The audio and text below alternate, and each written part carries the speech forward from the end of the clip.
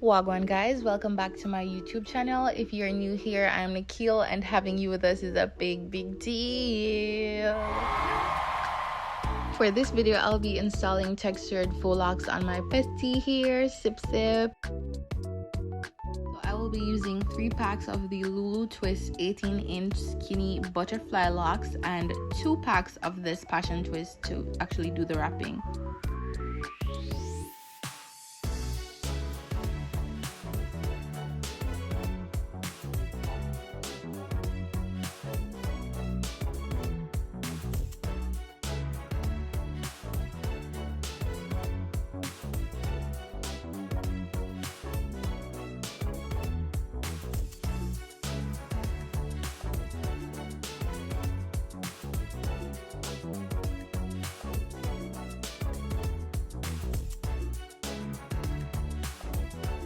So guys, as we can see, I'm just doing some parts. I'll be going with the triangular shaped parts.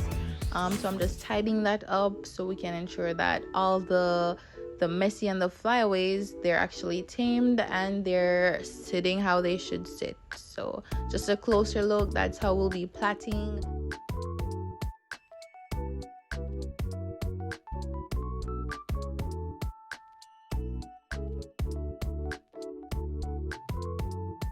So now we're going to loop the faux lock extension through the section of here that is furthest to the right so we can actually secure it within the plait.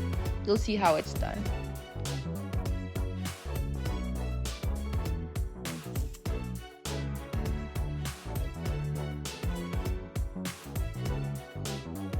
Now on to the next one. It's important to ensure that they're actually lining up so that our locks all fall on the same level, because we don't want any lock that's longer than the rest. So this is just me lining up the locks and the plaits from the get-go so we can actually have everything on the same level.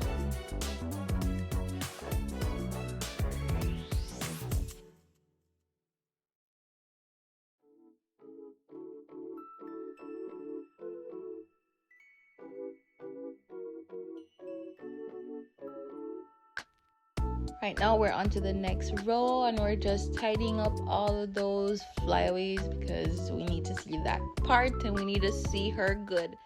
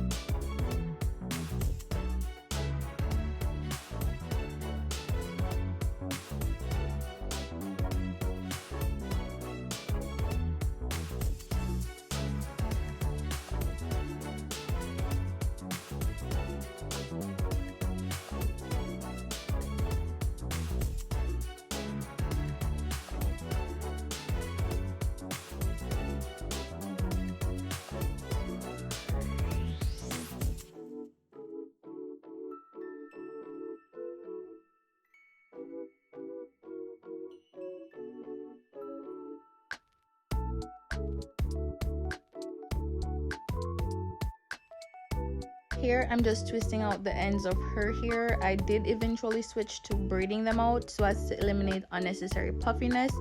This will actually cause the roots to not be bulky when we begin to wrap the hair.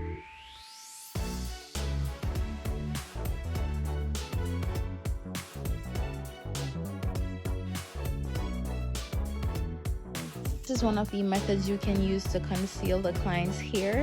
This will also reduce puffiness and actually result in flatter roots, which is definitely what we want.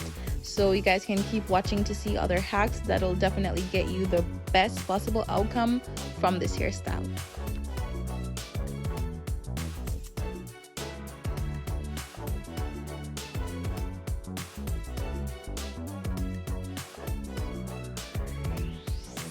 I don't know if you can tell, but homegirl was half asleep right here. We did actually start a bit late, so we did decide to just complete that row and then we would pick back up in the morning. But this is how it was looking.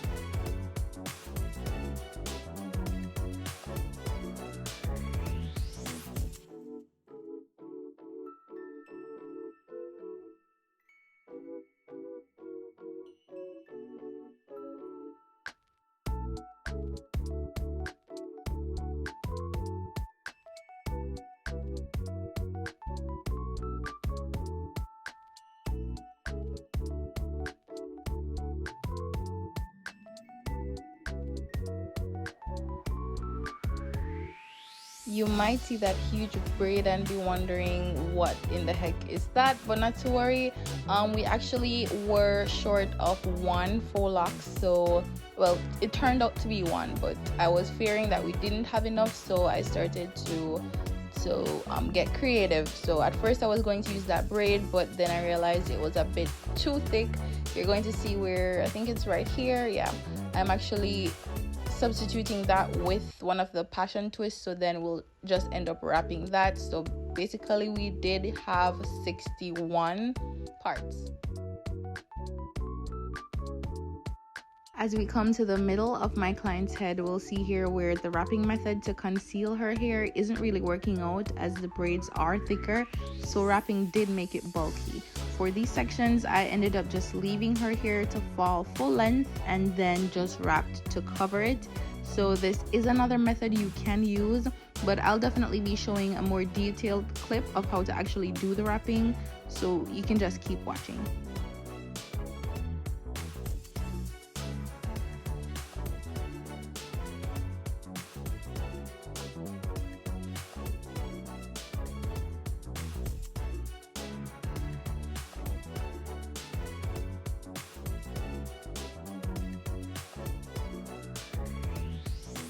Don't judge me, I didn't have a hair clip, but I am Caribbean, so I did have a clothespin.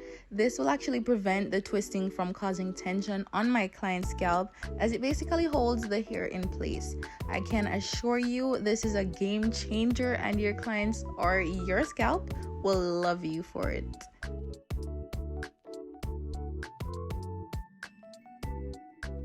Once a piece of wrapping hair is near to finish, I would tie a knot by separating the final wrapping strand into two and then using those to tie a knot around the faux lock.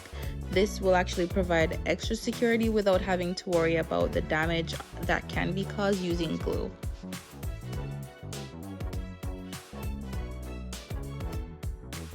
As you can see, we still have some bit of wrapping left to do, as we can still see my client's hair. So this is just me grabbing some more of that wrapping hair, a shorter piece that is, and picking up from where we left off. You can definitely keep watching, as I'll be showing a slowed down version of this soon.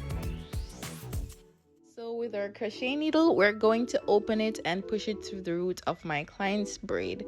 From there, we're going to grab the end of her actual hair and put it in between the opening of the crochet needle. We're going to close the latch to secure the hair and pull the crochet needle out from the root of her braid. Once we've actually done that, we're just angling her hair that we just pulled through to minimize bulking as much as possible. But you can see there the plaits aren't very thick, so it works. Right now I'm just pushing the crochet needle through about 1 inch down from her roots so I can actually add the wrapping here. We're putting it through her actual braid so it'll have the lock falling nicely, since her roots won't be too crowded, and that is what we don't want. So that's why we're putting it through her braid. You can see where I will just angle it. Once we have gathered her hair and that short piece of hair in one hand, we're going to be wrapping several times around the root to ensure proper coverage, and that's what we're seeing here.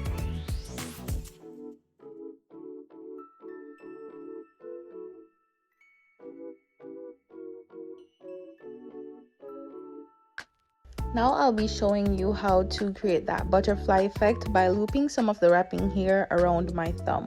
So basically it's just grabbing that hair, that wrapping hair, we're going to put half of it on the hair but half of it over my thumb, and we're going under and over, and we're going behind that loop while it's still on my thumb, ensuring everything is fine, and we're going under again, but this time we're coming out in front of that loop. So we're doing it again. It's just half of the hair over my thumb, we're going under and over to secure, we're going under again, but this time we're going to come over and release the loop and start again in front of it. I really hope I'm making sense, but basically you guys can see it's really just wrapping and ensuring that some of the hair is on top of your thumb, so that when you go under, the next one will be a full wrap, which will definitely secure the loop.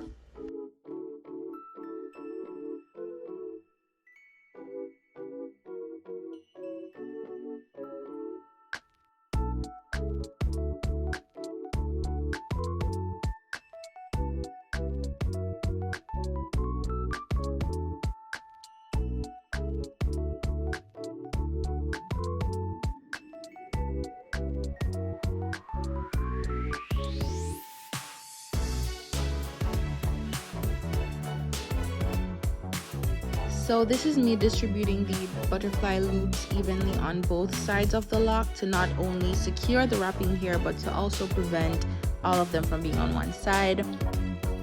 Once again, once the first piece of wrapping here is almost finished, we're just going to tie a knot. So this is another way of tying a knot, and I'll show you guys here. We're grabbing the hair, we're looping it almost, and then we're just pulling through the excessive piece through that loop. And then that's the knot. We can still wrap the remaining of that hair, or the remainder of that hair, around the rest, and then we'll just grab another piece and we'll angle it. There's a longer side, and we're just wrapping and continuing with the pattern.